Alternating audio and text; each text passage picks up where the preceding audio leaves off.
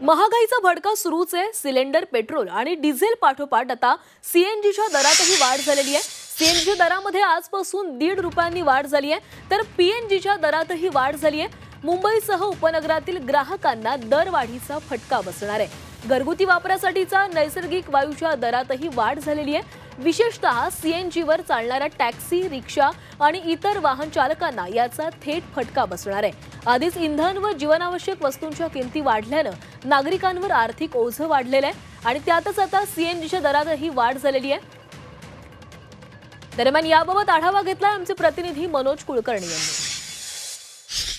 आजपासून मुंबईत CNG gas जो आहे तो महाग होत आहे, त्यामुळे मुंबईकरांना याचा फटका बसणार आहे। रिक्षा असतील, टॅक्सी असतील किंवा सीएनजीवर चालणारी जी वाहन आहेत त्यांना याचा फटका बसणार है। क्या बताएंगे, आज से 1.5 रुपये से महंगा हुआ, कितना फर्क पड़ेगा? बहुत फर्क पड़ेगा, इस पे फर्क पड़ेगा।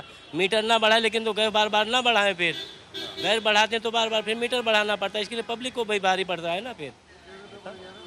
ठीक है, आपल्या सोबत अजून काही टॅक्सी आज से 1.5 रुपये से महंगा हुआ है। हाँ, 1.5 रुपया बढ़ गया गैस का भाव। हाँ, कितना फर्क पड़ेगा आपका? फर्क तो पड़ेगा ना भाई, जब 1.5 रुपया गैस का भाव बढ़ गया तो।